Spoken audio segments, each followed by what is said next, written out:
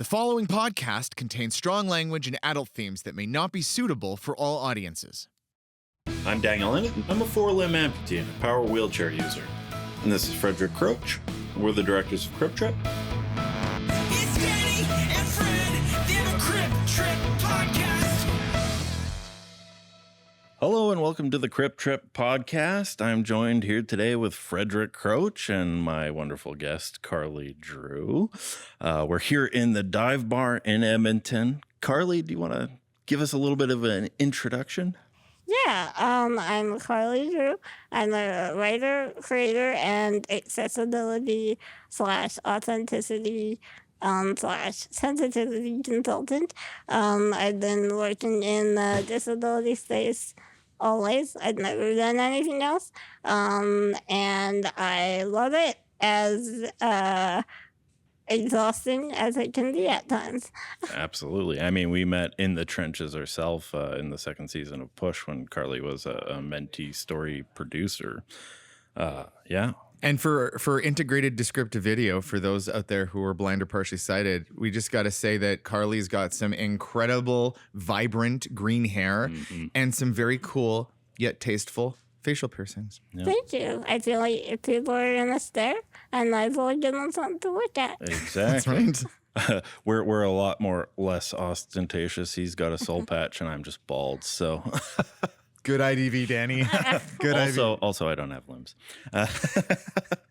But yeah, we've been working in this industry specifically, and you know, both of us are in the same province fighting a lot of the same fights. And I know relatively recently you've been involved with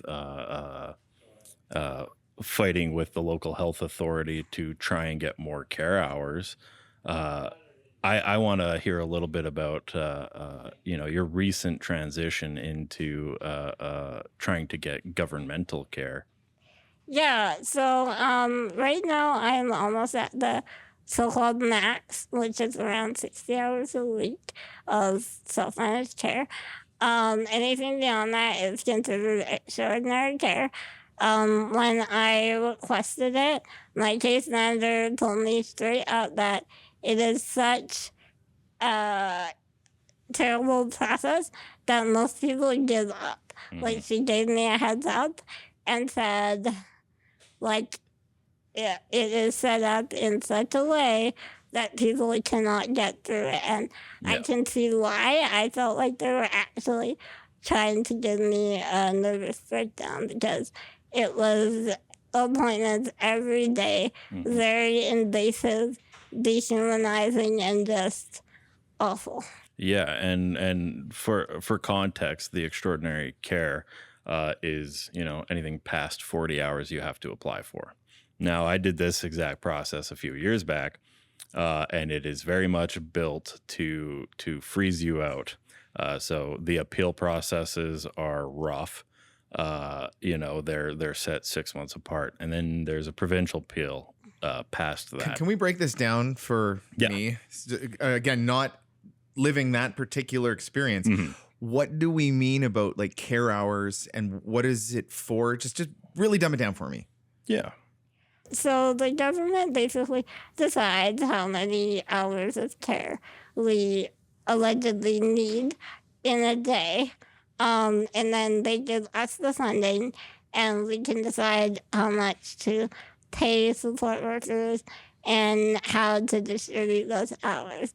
But 0 to 40 hours is one committee. That's like the easiest. And then 40 to 60 is another committee.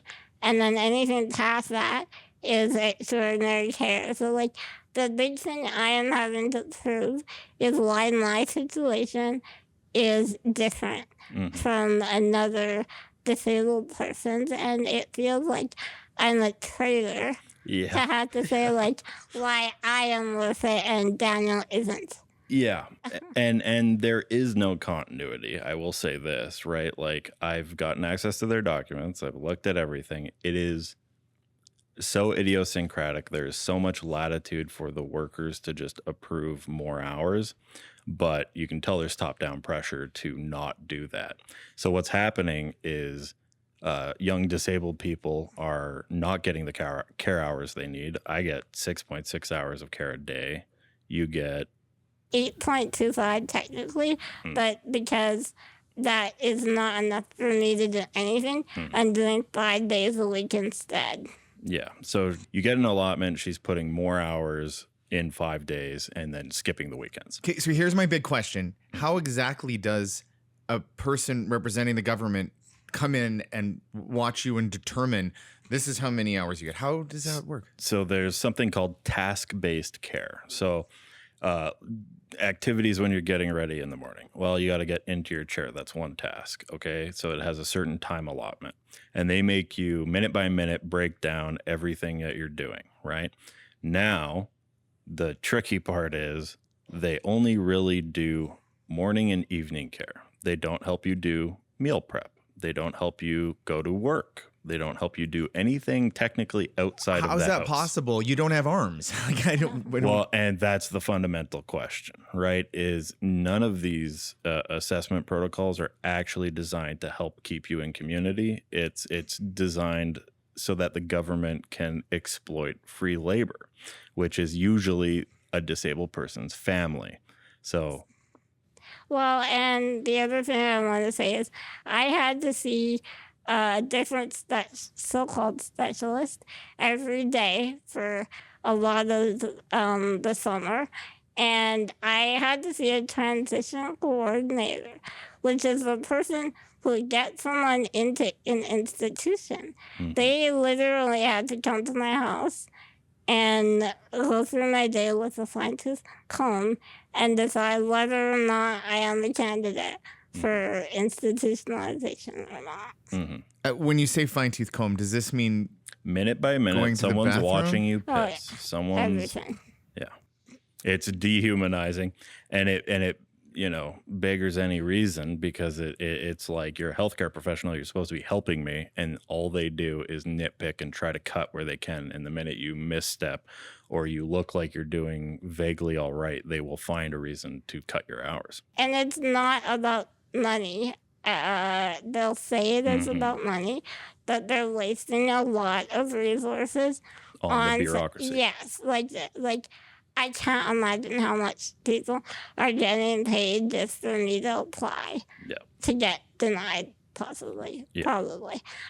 And that's the case of a lot of bureaucracies. Well, I feel like one of the best examples of this was when you told me that the tail of your power chair cushion. Tell me what it took to get what looks like a very cheap, innocuous cushion on your wheelchair. What did it take to get that fixed? So I had to go through 3 separate OT appointments just to get them to fill out the forms and be like, oh, the first OT was like, oh, well, there's no market option available. The second OT is like, well, we're going to do all of these measurements. Oh, and then the third OT is like, we're going to spend 3 hours measuring very specific parts of your body to see that if this aligns with the insurance protocol that we have, we can pay for it. So all of this, 3 appointments, 6 months probably. And then they finally put me in contact with the person I actually wanted to talk to, which is the machinist in the back who can, whip things up very quickly and actually listen to me. So it's the waste of the bureaucracy. But one thing I think that, brought me and Karli to seeking the governmental care in the first place is our familial supports are no longer able to keep up. So I have, a 68-year-old mom who's arthritic and has had a double hip replacement. And the government still is pointing to her being like, well, she can do the majority of your care work. We're meant to help the community not provide supports directly, right? So there are what's the term they always use? Unmet needs. Yeah. So they're there to fill a stopgap. They're not there to help you. They want to exploit your familial resource for as much labor as they're willing to do. Meanwhile, the irony of it all is we're all taxpayers paying into a system that then neglects your family members. So you're doing a double duty, paying the government to neglect while you're also doing labor. And did you want to talk a little bit about your parents and kind of what brought you to seeking home care? Yeah, sure. I think I also want to start off by saying I feel like it's a fundamental right, even if our families are able, Absolutely. because it's denying our personal and familial autonomy. Like my mom is made out to be not a person. She's either. just a resource for you to Yes. exploit. She doesn't deserve to work. She doesn't deserve to have a life. Yeah. Yes, and my mom had sacrificed her whole life, her livelihood, to take care of me because Mine too. we couldn't. Yeah, and we couldn't access the care because she didn't neglect me, basically. Yeah. So we're both being punished. My dad, he has to work because, like I said, she had to sacrifice her own job. And now we're at a point where we're afraid of what's going to happen in the near future. And it wasn't just me. I also had a younger brother who was disabled, so she was taking care of both of us. And that really took a toll on her physical health. And it's not sustainable. Yeah. And you know, I was in a similar situation. My mom was a single parent, right, who had to liquidate her entire savings because she couldn't work. So to get on government assistance at all, she had to, be completely poverty stricken. And this is how so much government policy is written, where unless you have no stopgaps whatsoever, you're not going to get any help. Yeah, and I also want to mention one of the specialists, air quotes, that came to my house for an assessment.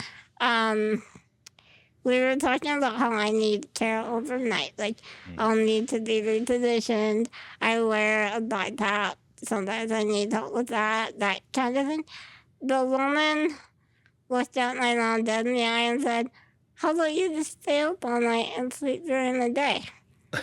And we were like, wow, that do you think? Yeah, and this is the level of just kind of clueless maliciousness that just permeates the whole thing. And Karli and I also do a lot of advocacy in the political sphere. And the past summer, we were at a rally where an entire question period in provincial legislature was dedicated specifically to disability issues, specifically trying to push accessibility legislation. Do you want to talk a bit about that? Yeah, sure. So all our MLAs in Alberta on one side wanted to bring up disability issues because right now there isn't really any legislation protecting us as people and advocating for us or providing us with very basic human rights. And so they kind of took over. And I do feel like it gave me hope. It was really nice to see everyone kind of unite and take action. And I think that's what we're at the point that we need. It's long overdue, but a lot of people just don't know these issues exist, but awareness isn't enough. Yeah. We need action. And that's the hardest thing to try and translate anything to. You know, we've tabled a petition with 40,000 signatures a few times, right? But it's hard to get it to actually translate into legislation being tabled and being passed, and it starts to burn you out. And it was Zachary Weeks and Marie Renaud who really kind of led that charge at the legislature. And, it's disheartening to get gaslit by medical institutions constantly. And then you go into the political realm and then you're having to deal with the whims of politics, right? So these are like your personal experiences in Alberta. How does that translate to the rest of Canada? Does the other provinces have similar issues? Yes. Yes, they definitely do. It's just slightly different everywhere. Like, to be completely honest, I am at the point where Alberta is escalating so quickly. I am looking elsewhere. I have been looking into BC. I'm not saying it's better because Canada is way behind, but their maximum care hours is already higher than ours. It's 420 a month, and I get around 240, and I'd be able to pay like $10 more an hour, which is quite the difference. Yeah. So one of the big problems here is that healthcare is technically the purview of the province. So every time we advocate politically, provincially, if it changes in one province, it doesn't help another.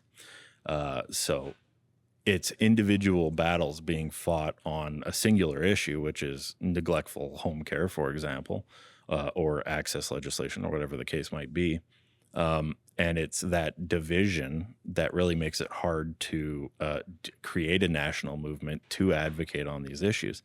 And, you know, you can even go into the states as well, and similar issues exist around home care provided there. People can't earn more than $2,000 without getting all of their care work pulled, right? So all of these structures are very similar. It's just so idiosyncratic in the policy, and that's by design. Yeah, right? okay, here's just like an outsider perspective. Well, I guess I'm an insider now, but like, why don't we reduce the amount of money being spent on the bureaucracy, on OTs coming in and measuring you, instead of spending hundreds of thousands of dollars there, flip that money over to care hours? Well, and that's just it, right? Is quick fix, government. There it is. and that is, you know, one of the fundamental questions is you spend so much on a bureaucracy to police a certain issue that it becomes completely untenable and ironic. You know, the disabled people and their caregivers are considered the burdens on the provincial resources, and not this massive bloated bureaucracy that constantly makes people prove that they're disabled over and over again. I also think they're operating under the assumption that we want care. Like, I don't know about you, Danny, but I don't want my butt wiped. No, I'd much rather be doing it myself. Yeah. You know, like Me too. Me too.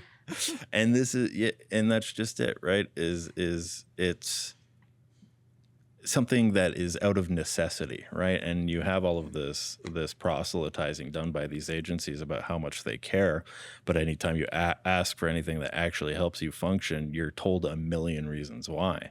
And meanwhile, these workers are being construed as your advocates to the institution, which is not what they're there to do. So Dan, in season 1, we sort of were looking at how Danny's fight is sort of the bureaucracy keeps pushing him towards institutionalization. And like, well, if you can't manage with the hours we're giving you, we're going to stick you in jail. Are they trying to do that to you as well? Is that? Yeah, for sure. And like, pretty much every specialist, even the good ones, mentioned institutionalization. Yeah. They tried to say, like, we don't want you to have to. They try to talk around it. But they know that it's the alternative. And I think there's actually 2 alternatives. There's institutionalization and there's need. Yeah. And either way, we would die, in my opinion. Well, yeah, and that's just it. Because once you're trapped in those institutions, you have such little autonomy. You can't control when you go to bed. You can't control when you do X, Y, Z. A couple shift workers don't show up that day. Well, now the unit's not getting showers, right? Like, it is barbaric for people who have committed no crimes being put in a very carceral situation. To be fair, I've heard that there are some good ones, but the lineup to get in are like 10 years deep. Yeah, and that's just it. Is a lot of these people doing assessments will talk about these other options like communal living or group homes or all of this stuff, and it's a decade wait. So it's just not an option, right? The idea of extraordinary care too, like again, over 60 hours, they say it's intended to be temporary while you're waiting to get into an institution. Oh. Like, it's literally in the paperwork. So once you get that care that you need, you've already sort of admitted to this ticking clock. Yes. Okay. That's cruel. But and all of they might be a little bit more subtle with it sometimes. Usually it's like, well, then we'll have to look at other options. And the other option is institutionalization. Well, right? and I've like co-op housing. There's not enough in Edmonton. But there are a couple options with very long waits. However, I think if the provinces actually looked at it and decided to create some co-op housing with on-site care 24 hours a day and still gave us the ability to hire our own staff during the day, that would be viable. So there are ways this could work. It just unfortunately isn't really plausible. Yeah, and the bureaucrats definitely aren't going to help you get there, which is why we try to advocate politically, but it's its own battleground, right? Yeah. And actually, MLA, the St. Albert MLA, Marie Renault, who was involved with the rally, also came to my house and watched the transition coordinator assessment, and she was fuming. Yes. It's funny when you bring someone into those situations, they're like, how could they have the audacity, right? Yeah. And the waste of money. Like, she knows. Yeah. It's a waste of money. Could you give us an example of like worst thing that happened when someone comes in and is watching you and like what? They're like, okay, well, you know what? I'm going to give you 30 seconds for like, what's the worst thing that's happened in one of those situations? This isn't to do with care, but I think it might be the worst. An OT literally called me a tax burden because I need a wheelchair. She looked me straight in the eye and said, well, you're a tax burden. And I was like, a tax burden? Yes. Nice. And she's literally, her wage is taxpayers. Yeah. If OTs don't want to start that fight with me, I swear to God.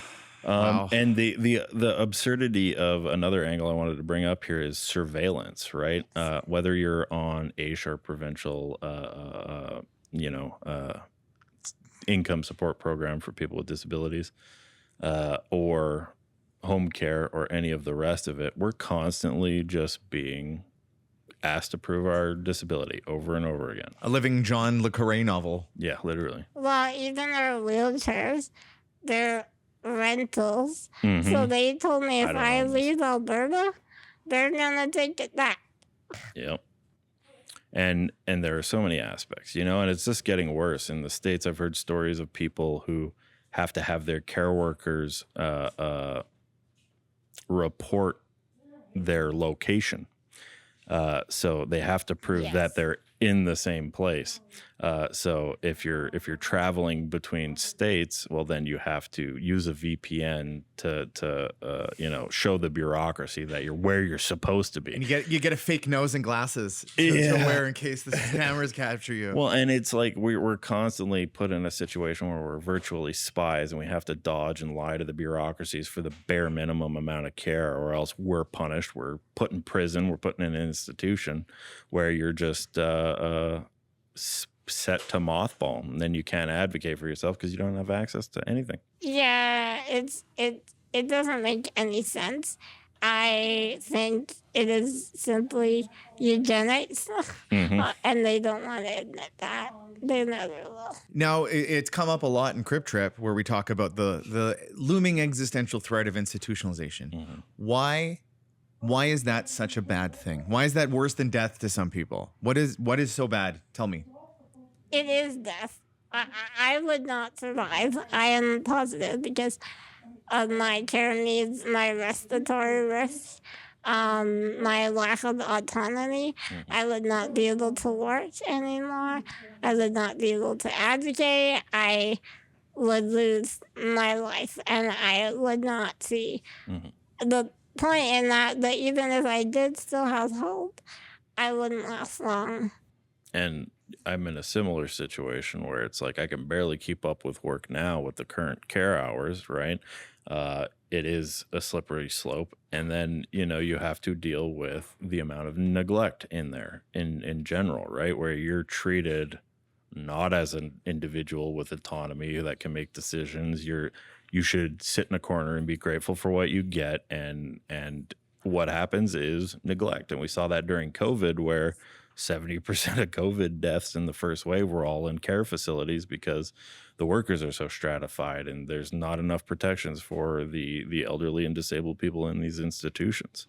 Well, and the related note is now that Alberta is going to be charging for the COVID vaccine, and our support workers do not qualify, as far as I'm aware, under the healthcare worker eligibility. So that is also Adding another level of precarity and just, bad healthcare Well, policy. write your government officials if you're watching this and get that COVID vaccine for care workers, because that's a no-brainer. Yeah.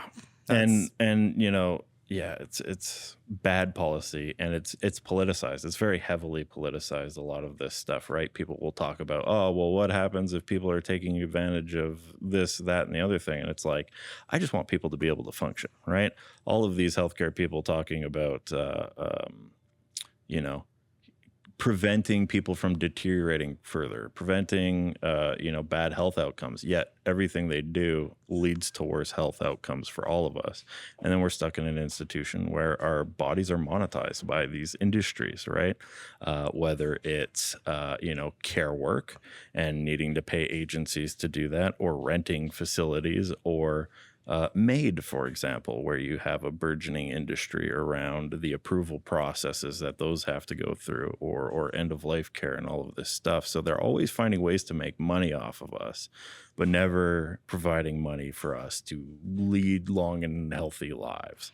Yes, and back to the institutionalization risk, which also applies to us not getting enough hours at home. One of the number one causes of death for wheelchair users is pressure sores turned bad. And if I can't be repositioned enough in the day, they take over my life. And they wouldn't even give me preventative Band-Aids for a while. So they don't care about prevention in the policy. And so, we have all of this heinous institutional stress on us constantly. Have you found good ways to try and make this advocacy sustainable? Do you feel like you have room to be optimistic about the future of the situation?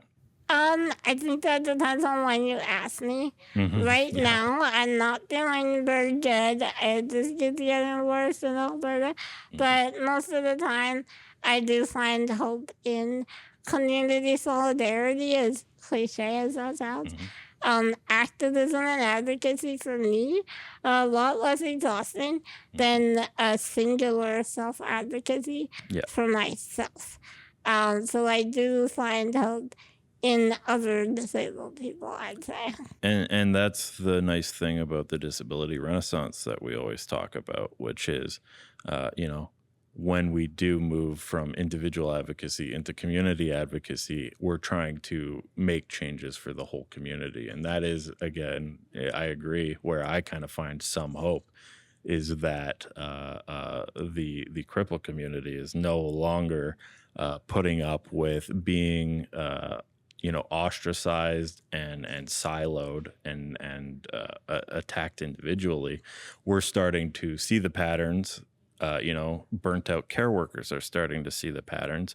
It's a story that keeps happening again and again, and now we're fired up and ready to organize as a voting bloc.